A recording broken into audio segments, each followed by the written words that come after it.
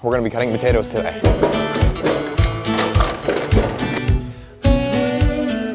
Right here, my Graham's bleeding heart's just starting to pop out a little bit.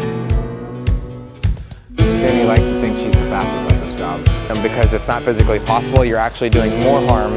So just like all this stuff here, they're pretty bad. Some are really long. This hatched a couple days ago, I guess. Get a day.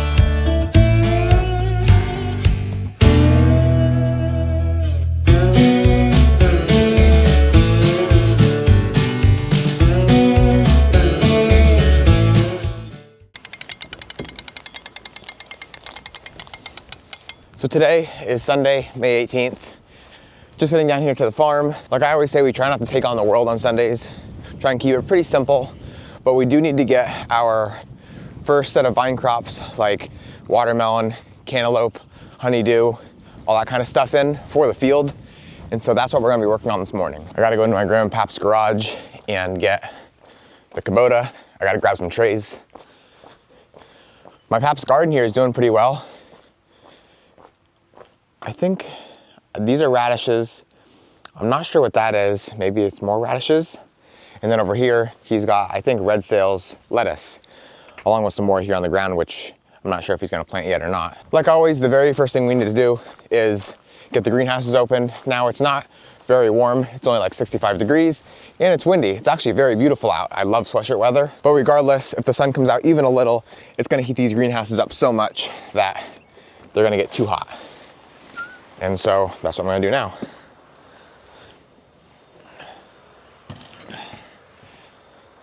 I really can't get over how fast these tomatoes are growing. Like, I can't remember the first time Sammy and I tied them, but it was only like 4 or 5 days later at most we tied them again. And now they really should be tied again today, which is just great. They look extremely healthy. They're not like getting tall and lanky. They're just like perfect, you know, nice, stocky, good growth. And they've got already now 2 sets of bud clusters on, which there'll be many more to come. The past 2 days, I didn't get a ton of work done here on the farm because of Sammy's hooding ceremony, which was on Friday, and then Saturday was her actual graduation day.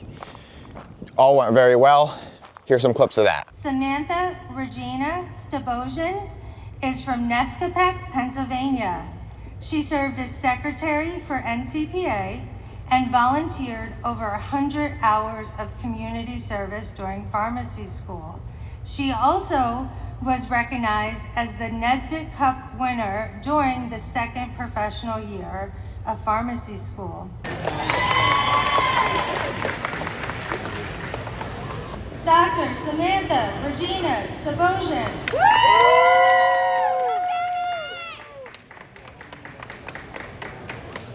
Dr. Sarah Marie Stone. I'm ready. You ready? 1, 2, 3.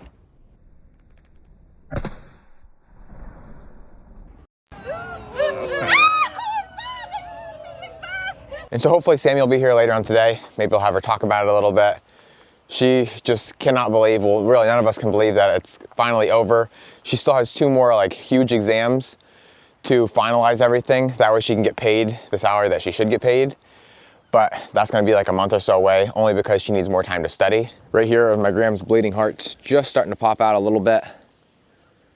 I like these a lot, especially when like they come out with a ton of the hearts. I mean, they're just hanging everywhere. So back here in the greenhouse, our cole crops for the mid-season are just starting to come up.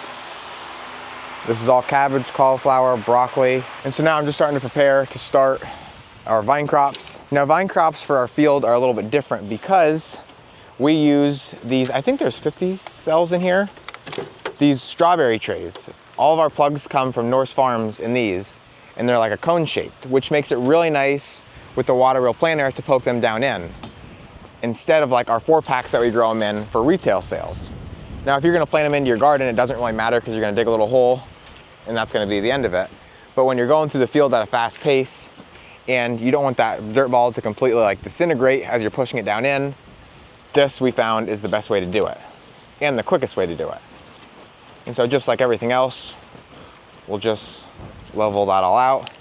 And then I'll bring it in here to my table where I will then Not quite sure how I'm gonna do it yet. Either make impressions in the soil, drop my seed and then cover it up, or set the seeds on top, push them down in, and then just kind of feather that same soil back across it without putting any more. Usually, Sammy and my dad do this. For some reason, I'm always off doing something else, but right now I'm by myself doing it, and Sammy and Dad are not here doing something else. So it's gonna be a learning process. So I feel like this was Sammy's idea because these were already sitting in our pack, but I was wondering what I could use to make an impression in this soil because we have no other trays that will match this, and you can't use the same tray because it's got a cone on the bottom.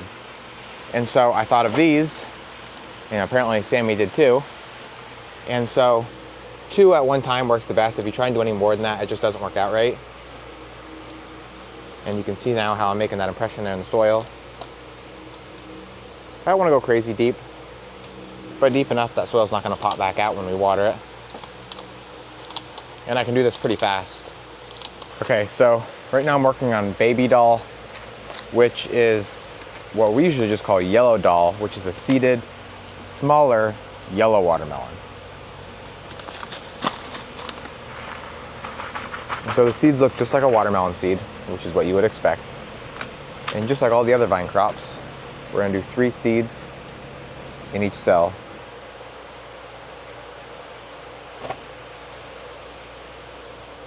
So once the tray is filled, and I intentionally did not want to fill these 2 because we didn't need that many. Just like the other vine crops, I'll take my seeding soil and go back over top it with a nice light fine layer. And then slowly even that out so I don't pull the seeds back out of their cells. And then that is it. I'll tag it and it can start growing. So now Sammy showed up and she's helping. If you can see inside there, we finished all of the cantaloupe and watermelon. Now we're doing pickles. And the only reason we're doing pickles is because just like the cantaloupe and watermelon, they take a little bit longer than like the zucchinis and cucumbers do to grow. And so just like everything else, 3 seeds in each one. We grow 2 different varieties. Sammy likes to think she's the fastest at this job. Because I am. Why are you so close? So they can see, just like they're here. I can't see. So now Sammy and I just came down here to the high tunnel. Daisy's supervising. Like I was saying, these are really tall, so we already did the first 3.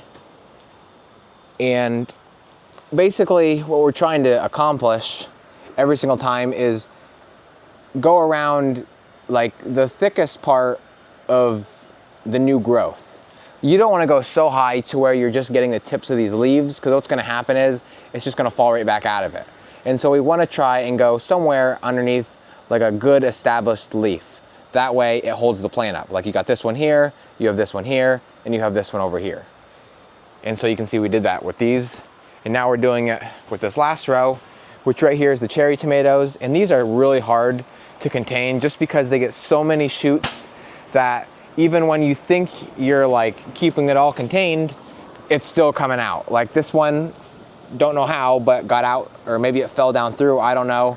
But we're already one tying above those tomatoes, and now we're gonna tie another one. So it'll actually be two string lengths higher, or basically like 8 inches above just the regular slicing tomatoes. And so we're gonna see what we can do, but sometimes they just get out of control and there's nothing you can do about it. But just like every other time, the trellis is still the same. Weave through the middle. Once the tomatoes actually get so big, sometimes we won't weave in between them because it's not physically possible. You're actually doing more harm than good by like suffocating the plant. But as you can see now, Sammy is no longer scooting on the floor. She is just kind of hunched over, which obviously isn't a back saver, but what else are you supposed to do? Get her, Dace!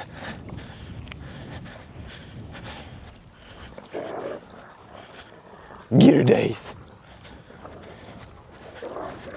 So it's that time of the year again. We're gonna be cutting potatoes today.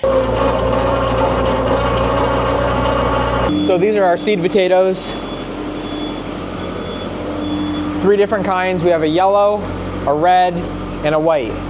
I guarantee you this is the red though, only because the reds every single year seem to sprout. You can see them there coming out of the bag. I don't know exactly how many bags we have of each. I already took 1 pallet up, which was just a small one, which I assume was probably the Norwis, the yellow one. And so I'm gonna get these other 2 up, and then I'll come back down and grab our potato cutter, which looks ancient, and it is, but it does do the job every single year. So everything is now up here, all the potatoes and the potato cutter. Like I said, yes, this thing kind of is in rough shape. You can tell by the bungee cords and stuff holding everything, but we use this thing 1 day a year, and honestly, we always grease it. We take as best care of it as possible, and usually, knock on wood, we don't have any issues. And so we just try and be as delicate with it as possible. So I'm gonna right now grease everything up, make sure it's lubed up good, and turn it around because it's actually backwards. And then we will start cutting. How it works is, because this thing is kind of loud, there is 1, 2, 3, 4, 5, 6 different cutters on there. This one and this one only cut the potato in half. These 4 cut the potato in quarters. And so you would put your bigger potatoes on here and your smaller potatoes on here. And sometimes if the potato isn't even big enough to get sliced in half, we'll just slice it on here and let it flow through without being cut at all. Right here is the cutter. Now, we have never sharpened this from what I can remember, and it always cuts them with ease, so you would never want to get your finger caught in there. And so basically how it's going to operate is that motor spins this wheel turns these cogs, and that's what makes this thing go up and down.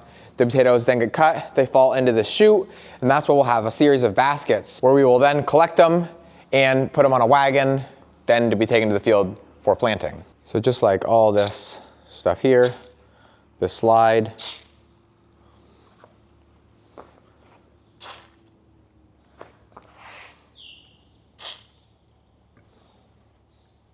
try and get it down in there. You can see it's all greased up from previous years.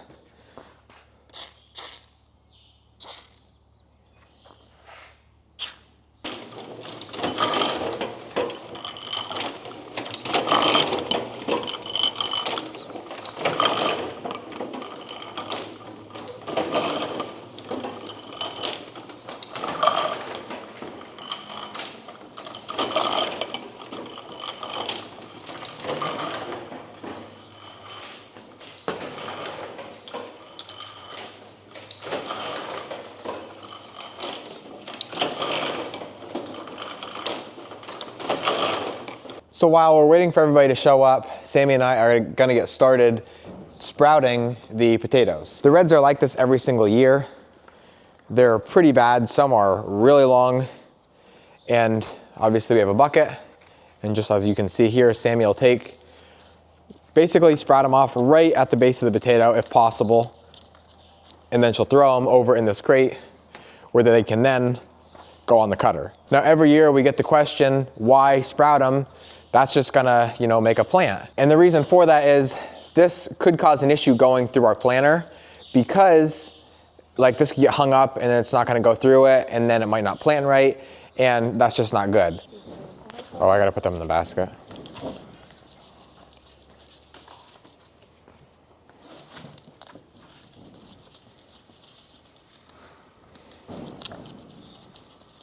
So we've been at it now for like probably 2 to 3 hours, and we got a pretty good crew, so I'm gonna go inside and I'll show you what's going on.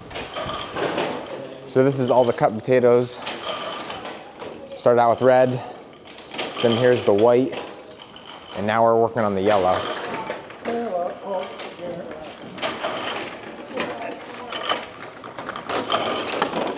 Oops, that's sitting right there.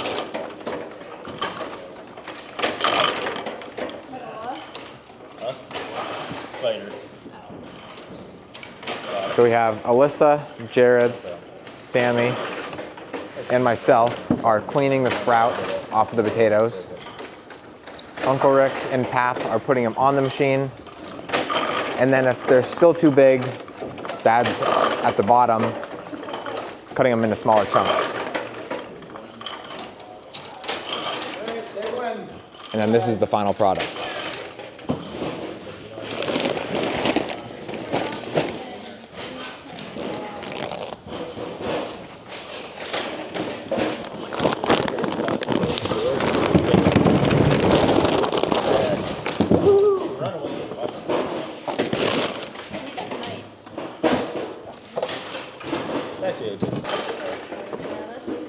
Yeah, there's a couple of those up there now.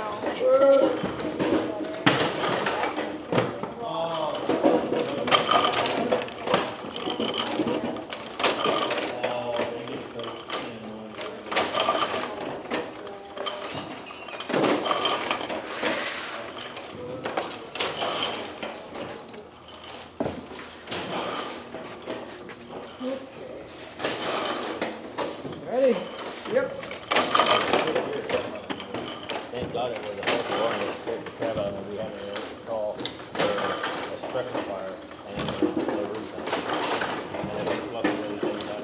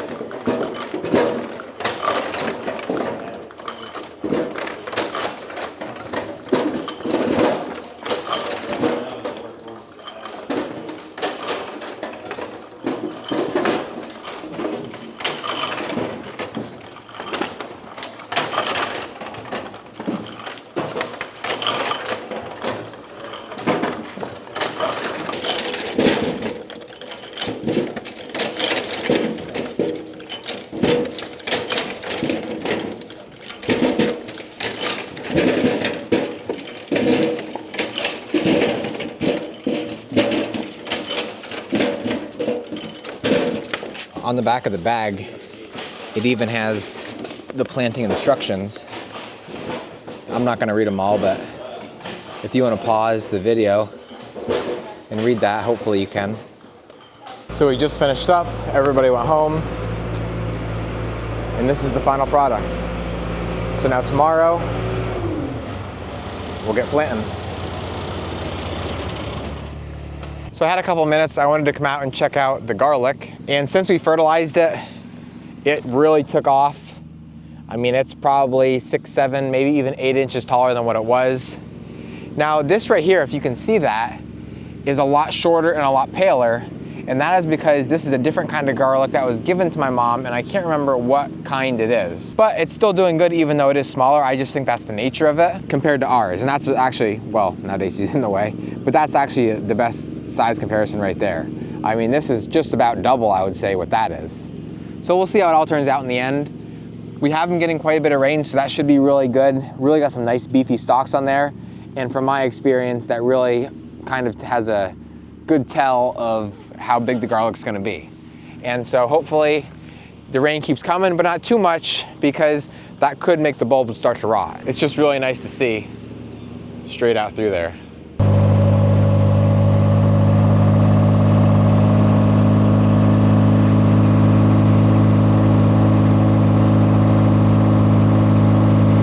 One other thing I wanted to check out quick was the lettuce. I was out here probably like a week or two ago, and it was like this big. Now the weeds are kind of taking it over, which is a shame, but I wouldn't say it grew a ton, but it is really nice. I mean, like, that times 3 is a beautiful salad, and it looks extremely nice and healthy. And then down here, which is doing even better than the red sales or new red fire, whatever this is the butter crunch, and it's doing even better than that. Like, you could come in here and you could just make salads for days, BLTs, whatever you want, just beautiful. And this is all from last year. It just reseeded itself. Today is Monday, so we're not open at the farm market, but maybe tomorrow, Tuesday, what we'll do is, or I'll do, is come out, cut some of this, bunch it up, put it in the fridge, and then, you know, customers can buy it. We have a bunch of little baby killdeer. Just hatched a couple days ago, I guess. mom obviously does not like it. What she'll do is act like she has a broken wing, or just stay right in front of you and try and get your attention to pull you away from the baby. It's just what doesn't make a lot of sense to me is why they run in the middle of the road. They have fields and fields and fields, but they run right in the middle of the road. And the little guys are not very fast, so if you're not paying attention, you could hit one. That's what I'm calling it a wrap for this video. As always, thank you guys for watching, and always remember it ain't much, but it's honest work.